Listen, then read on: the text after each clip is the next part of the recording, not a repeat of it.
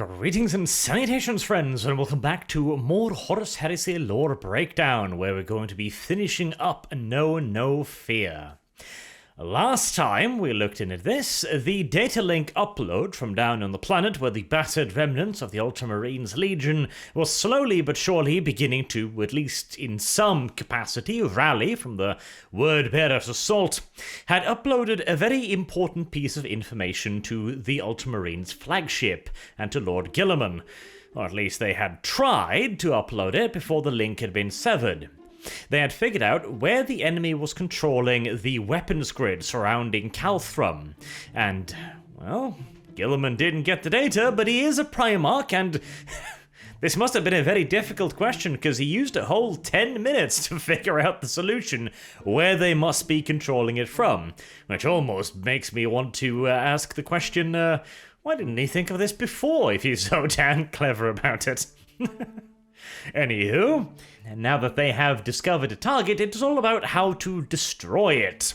They could, of course, power up the flagship's engines, but doing so will immediately warn the word-bearers that they're up to something, and the capital ship, although being a tough old bastard, probably couldn't survive long with the weapon grid pointed in its general direction.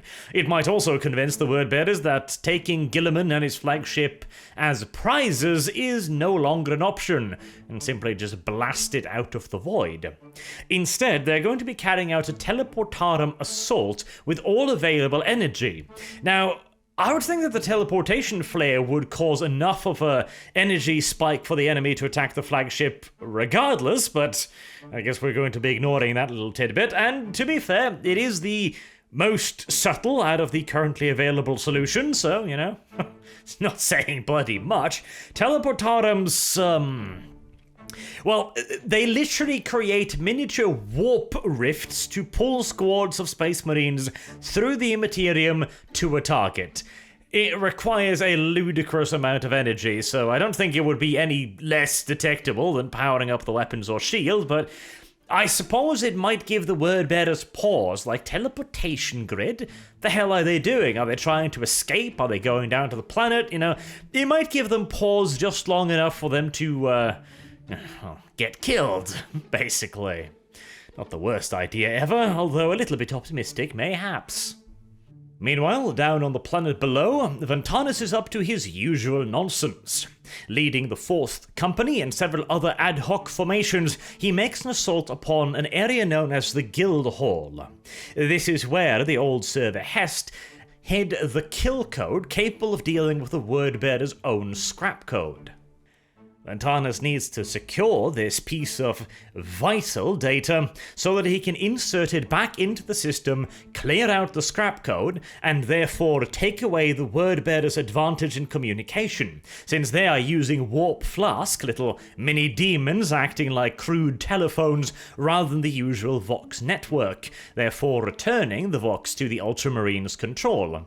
Additionally, it will also clean out the scrap code from the weapons grid, and with Guilliman intending to either destroy or take control over the last remaining server, that will allow the Ultramarines to at the very least neutralize the weapons grid. The Guild Hall is guarded by a fairly large contingent of word-bearers, but they are not there to actually guard the Guild Hall. They are merely a security screen thrown up by a much larger word-bearers force. However, it is also made clear in the book that it is a sizable formation, and it is even suggested that if they had utilized their firepower and advantages correctly, they may have been able to turn away the Ultramarines' assault, or even potentially halt and destroy it entirely. But instead, this is where the mention comes about the close quarters nonsense.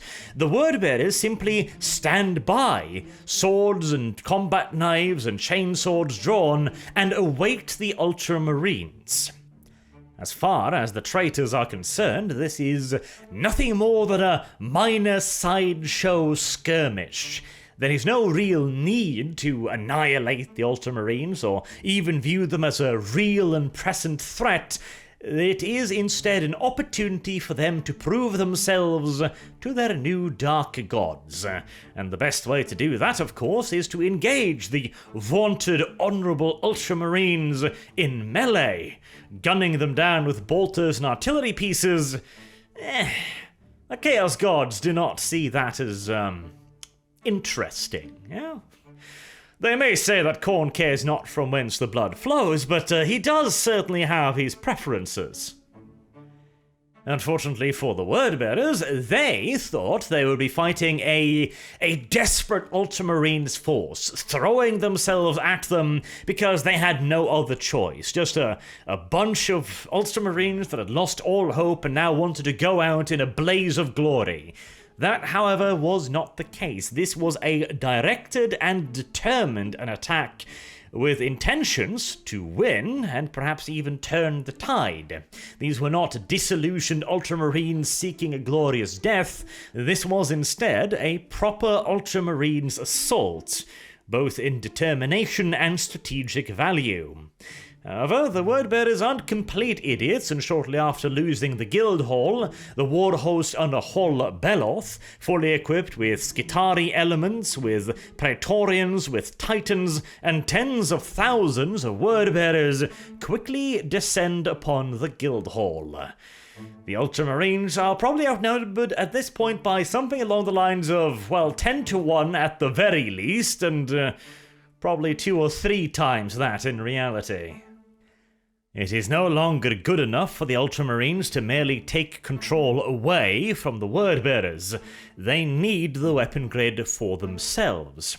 Otherwise, the remaining loyalist forces in the Guildhall will be crushed. Indeed, the forces left behind at Lepidus Numinus, at the Governor's Palace, have already been destroyed shortly after their arrival at the Guildhall. However, they did manage to pull off one last little piece of resistance before they were finally overrun. Mars Ventanus is fighting against the full might of Hol Beloth and his vast hordes of tens of thousands of Wordbearers and uncountable heretical army personnel. He receives reinforcements, first and foremost from 2 Titans, the Burning Cloud and the Cascade's Killstroke, which immediately enter into the fray and claim an engine kill on a traitor Titan. These 2 mighty war machines are followed into the fray by the 13th Company and elements of the 112th and 19th Ultramarines, along with 20,000 Imperial Army personnel and 2 Ultramarine Tetrarchs, and a couple of dreadnoughts as well.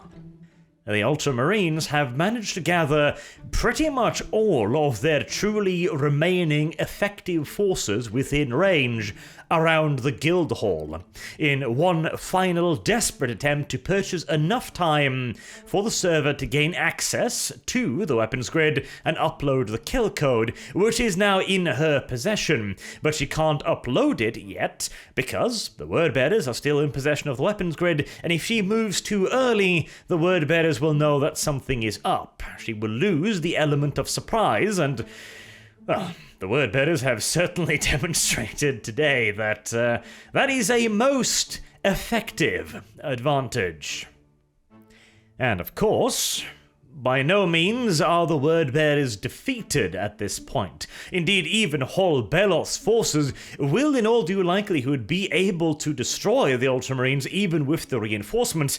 It'll just take way more time. And even if that were not the case, Hol Beloth can call on the reinforcements from all across Calth, whilst the Ultramarines, with the loss of Lepidus Numinus, their vox is down.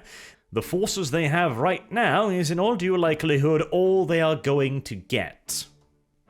And so the fate of the Ultramarines Legion, of Calth, of the survivors, all rests on the massively armoured shoulders of good old rowboat Guilliman.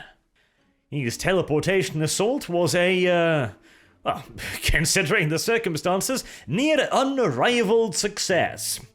Out of the 50-strong strike force, only 4 were fused with deck plating or turned inside out due to malfunctions. That may still sound like somewhat shitty odds, and I probably wouldn't roll the dice, but considering they were launching a teleportation assault over a pretty damn considerable real space distance without a beacon, 4 out of 50 is a damn good job. Unfortunately, the word-bearers have not been kind enough to leave their single most important strategic possession in the entire system unguarded. Damned unsporting of them, in all due reality, honestly. The cogitator station is guarded both by Kor Phaeron and a large strike force, the better part of a company of the elite Gal Vorbak. Including, by the way, our old friend Chur, who will get a little bit of comeuppance, but perhaps not enough. Guilliman, of course, throws himself into the fight immediately at the head of his own formation.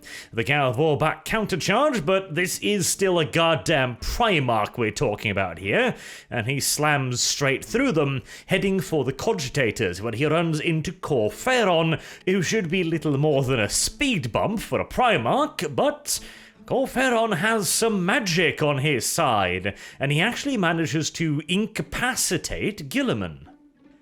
Now, to be fair, Guilliman has had a rather shitty day, and he is doubtlessly not at peak performance, so somebody like Kor Phaeron, pretty damn deep in the mysteries, versus a Primarch that doesn't know what he's fighting, yeah, I could probably see that happening. Then Kor Phaeron decides to do a very large dumb. He has a bit of penis envy, you see, for Erebus, who managed to turn Horus, and Kor Phaeron undoubtedly knows that he did so by stabbing him with the anathema, or, well, more correctly, engineering the events that led to Horus getting stabbed by an anathema. And well, if Erebus could do it, surely Kor Phaeron can as well. Erebus is, after all, just a measly upstart, not like Kor Phaeron, who has been at the heart of this nonsense since its very inception. He was the one who maintained the old beliefs within the Wordbearers Legion, and what an offering it would be, not just to Horus, the War Master, but also to the Dark Gods if he managed to not kill Guilliman, but instead turn him. Now, there are several flaws with Kor Phaeron's logic here. First and foremost, he assumes that his anathema is as powerful as the one he used against Horus, which it probably isn't.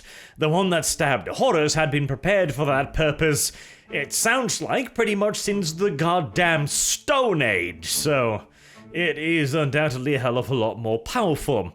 And he also assumes that it was because of the anathema's wound, pulling away the veil of reality and revealing the Chaos Gods, that Horus turned. Whilst in reality, of course, the reasons behind Horus's betrayal of the Emperor are a fair bit more nuanced than that. Even if his anathema would have the same power, which it doesn't, there is absolutely no guarantee that the Chaos Gods could turn Guilliman in the same way that they turned Horus. But, of course, in the eyes of Kor Phaeron, he is the Chosen One, the ever-so-special champion of the Dark Gods, and therefore he cannot possibly fail, now can he? The only problem is, to inflict this wound upon Guilliman, he has to get awfully close to him. And Guilliman very kindly, very gentlemanly, thanks Kor Phaeron for getting within power fisting distance, and then shoves his entire armored hand through his chest, ripping out one of his hearts. Guilliman should, of course, have gone for the second one as well, whilst he was rummaging around in there, but I guess with everything going on, he forgot that Astartes had two hearts.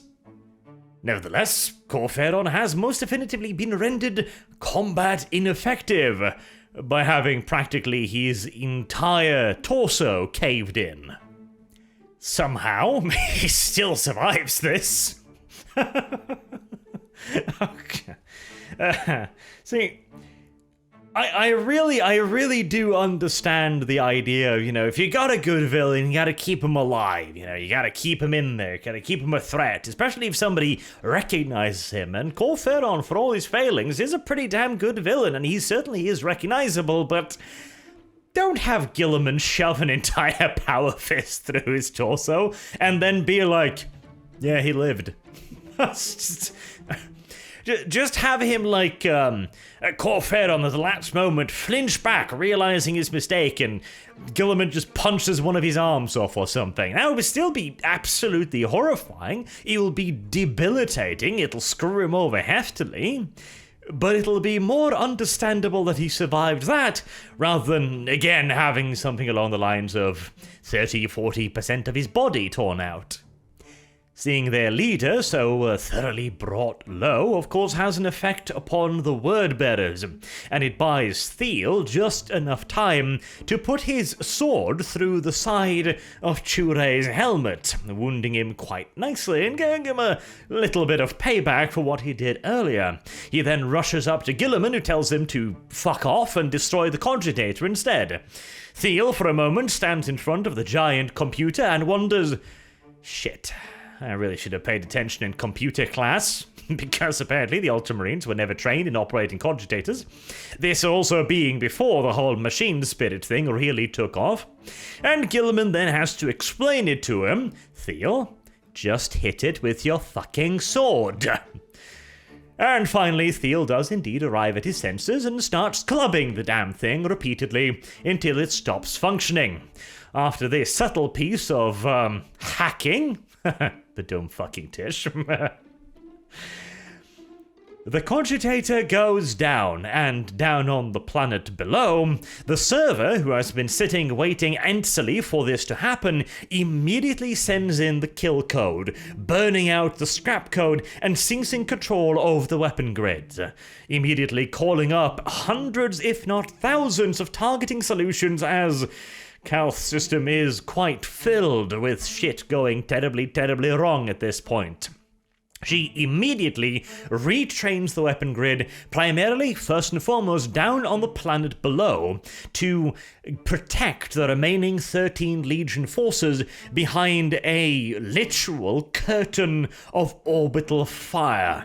She rips the literal heart out of Hol Beloth's forces in seconds. The battle turns immediately. Basically, the defensive grid of Calth was designed to stand up to practically any invasion force, and right now, the word-bearers are so far within its effective range that they have virtually no escape. Kor Phaeron, alive, again, some fucking how. How did he even get away from Guilliman? So he was right at Guilliman's feet when he punched his fist literally through him, and what? Did Guilliman just go like, oh, well, give him a sporting chance, and tossed him over to his word-bearers? Or, I really hate the fact that Kor Phaeron's still alive, because...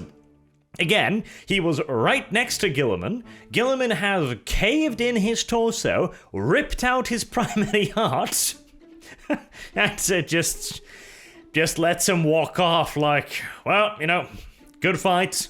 Let's try again in a few dozen years of God knows. Dumb. Anywho. The word-bearers then begin to retreat. Kor Phaeron pretty much just leaving everybody else, ordering his own battle barge to immediately abandon the system once the weapon grid turn. Because, you know, word-bearers, not the most loyal of sorts. A lot of the ones back on Calth can still effect an escape, at least in parts. Erebus, at least, can simply just slice open reality and step right through, which sounds handy.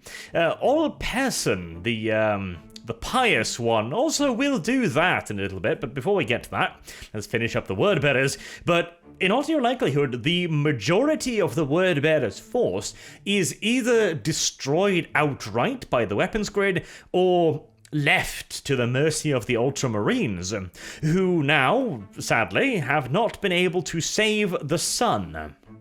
The sacrifice has been made, and the ruin storm has been created. Calth itself will be lashed by solar radiation well beyond human tolerances. The entire planetary surface will be scorched clean of all but the most heavily defended life. And the word-bearers that remain and the Ultramarines that cannot be evacuated in time will all retreat underground to the arcologies, where they will begin the underground war, which we will also get to read about a little bit later on. Now, mentioning all person Pius, a friend of John Grammaticus, he is being sent off on a very special mission indeed, and he has some knowledge in how to use an anathema. He has stolen one from one of the heretical army militia forces and uses it to cut a hole in reality, through which he and his little party steps. We will be joining Ol and his pious gang a fair bit again in the future, since his journey is also a rather interesting one. They will go to hell and back and possibly worse places. All in all, the battle for Calth has, in all due technicality, been a victory for the Wordbearers. They had a smaller force, their strategic objective was the breaking of the Ultramarines Legion, and they have, by and large, achieved that. They've certainly inflicted far more casualties upon the Ultramarines than the 13th inflicted in turn, although the fact that the 13th Legion still exists at all, that can certainly be counted as a certain victory for the Ultramarines, because they were intended to all either be dead or captured. Their fleet as well, perhaps the most vital thing to survive, is still a considerable fighting force. And indeed, the Ultramarines will continue to fight the Shadow Crusade against the Wordbearers and the World Eaters. The fact that they are able to stand up to these two traitor legions and eventually defeat them suggests that the defeat at Calth was nowhere near as crippling as the Wordbearers presumed. They underestimated the Ultramarines. Fatally so. Indeed, the book ends on a note of the Mark of Calth, the battle mark, which is still running to this day, and it specifically talks about the destruction of Colchis, the Wordbearers' own home planet, which has been razed to the ground by the Ultramarines having landed straight down upon it, and then the entire planet also destroyed by cyclonic torpedoes. Quite a bit of vengeance, is it not? And of course the Wordbearers see nothing is wrong with this. Nothing's the problem. Erebus is so happy with himself. Well, he's done what he came here to do. The 13th Legion is surely shattered by this. He's done everything he needs to. And even if fate changed, such is life. Minor changes happen all the time. It'll be okay. It really won't, Erebus. It really won't, but it'll be a while before he realizes that yet. We will also get some hints later on that the Wordbearers here were kind of set up to fail, but we'll get to that when we get to it. So, lastly, a little bit of a note on the book in general, methinks. Let's start with the obvious, shall we? The simple fact that this is the first book in a very long time in which the Loyalists aren't complete and utter morons and actually manage to do something in a relatively realistic and understandable fashion. It's sad that it is a change for the better, but nevertheless, it is good to see the Loyalists actually do something. Even if it has to come at the expense of the Wordbearers being complete and utter morons, but considering the personalities of Kor Phaeron and Erebus, that is far more understandable. See, having one side do some stupid shit is entirely fine on occasion, as long as it is based in the personalities and the logic of the setting. Kor Phaeron massively overreaching and letting Guilliman live because he figures he can gain more honor and glory by turning him? Oh yeah, absolutely. That is well within the character of Kor Phaeron. Erebus simply dismissing a change in fate as a inconsequential thing, being completely sure of himself, to the point where he just, again, completely ignores it, entirely in character. Erebus would never even consider that he had failed. He's just not that kind of guy now, is he? And if we contrast this with the, for example, say the Custodes, absolute masters and experts at the art of infiltration and counterintelligence, not figuring out that their coded communication is being spoofed, yeah, we are looking at two very, very different levels of incompetence here. I will never let that go, by the way. God damn it. There was an entire mini story told about how incredibly good the Custodies were at this and how they carried out blood games constantly, that every second of every day there's like half a dozen Custodies trying to infiltrate the Imperial Palace, and yet they can't detect a spoofed goddamn signal. Sigh. Another thing I quite like about the book as well is it is the first one, pretty much since the first 3 or 4 books, actually, 3 or 4 books, that manages to... It strikes that great balance between giving you a sense of the inevitable and the inevitable at the same time.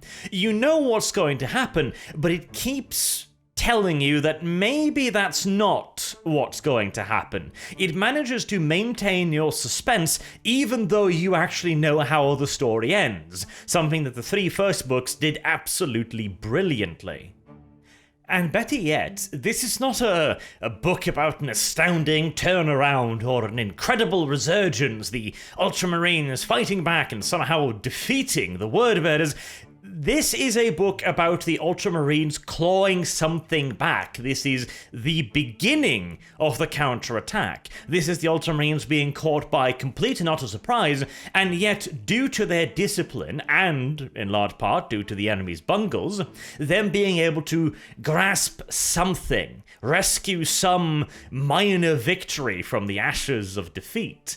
That's what's so cool about it. In all due reality, it's less of a story about what the Ultramarines achieve, and more about the failures of the Wordbearers, and, as we will learn later on, the very deliberate failures of the Wordbearers. That's what's so cool about it. This is kind of like the start of it, and we will be returning to Calth later on in the series as well, since again, this is just the beginning. The Ultramarines and the remaining Wordbearers went underground and continued the war from there.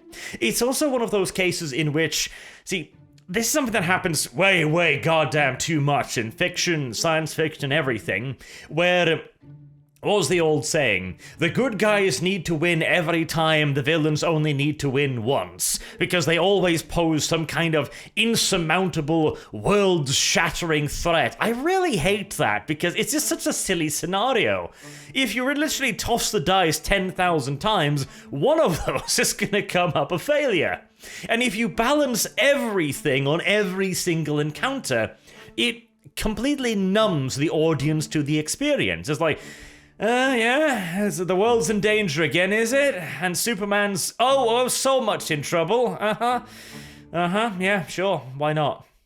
And it came to the point that even when the mighty comic book series, DC, Marvel, etc., even when they kill off a character, it has no effect anymore. The public barely bat an eyelash because they know they're not dead.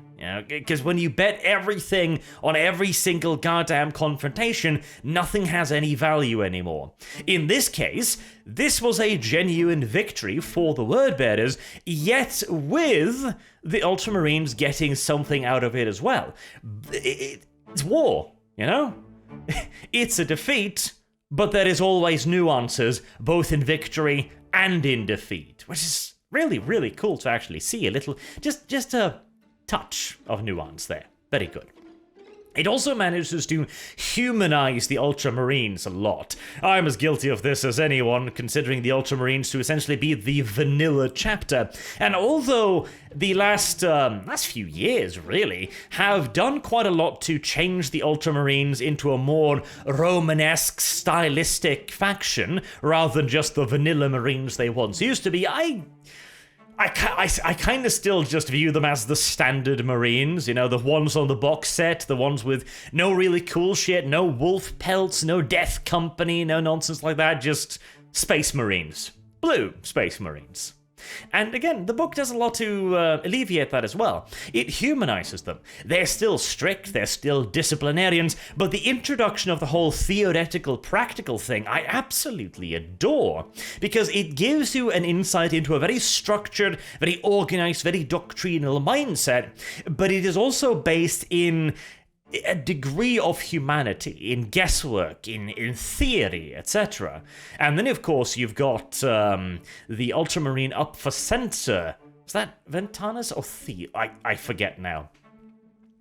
Again, I mentioned that already in the video, but the touch there, that the helmet was a mark of censor, again, entirely believable, and now it was a mark of honor, really nice little detail. And to have him then rise up and lead the fight back, and for it also be revealed that he was the Ultramarine who ran a theoretical on the enemy, really nice touches. Really nice little touches. It gives you an idea of the fallibility of the Ultramarines as an organization, you know? Guilliman didn't see everything. He wasn't perfect. He didn't foresee this. And indeed, just a regular old Ultramarine managed to actually spot a flaw in Guilliman's ideas. And Guilliman also is way more human in this. When he is blown out of the command center of his flagship, he just hangs around on the outside of the ship for some time, just killing wordbearers. He's goddamn Reboot Guilliman. He undoubtedly has every single nut and bolt of his flagship fucking memorized. He could have made his way back inside the ship at any point. He could have found any entrance hatch, any maintenance hatch, anything. Hell, he could have probably ripped it off its hinges if it turned out to be locked. And yet, he is just killing wordbearers because he's pissed. I really loved that. Guilliman also, as the future books in the series will actually do even more to humanize Guilliman, which I really loved the first time I was reading it, because when I picked up the book in the first case, I was kind of like, ugh, the Ultramarines? They're going to be kind of boring, aren't they? And no, Guilliman was actually very humane in this, which was cool.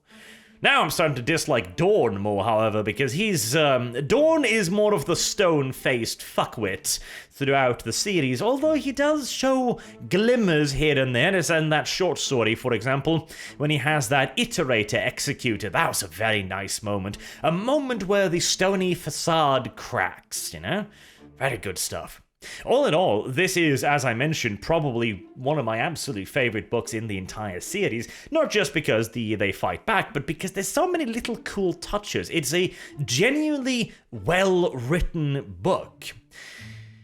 And, well, yeah, most of the books in the Horus Heresy are quite well-written, but considering that the next up is the Primarch's anthology gathering of short stories, which includes the Mirror Cracked, I'm glad I had this experience at least. I hate the Mirror Cracked short story so much that I'm probably going to make a separate episode on that and then cover the rest of the book afterwards, because god damn it. It's not so much the writing, although the writing in the Mirror Cracked is pretty goddamn poor, but it's just, it sweeps the leg under a plot point that was so interesting and had so much potential in there, just like, nope, shoot that bit. Sigh. But we'll get to that. We will absolutely get to that. For now, I will wrap up this video series here on No Fear. Until next time, I have been Arch. Thank you all very much for watching, and I hope to see you all again soon. Have a good day.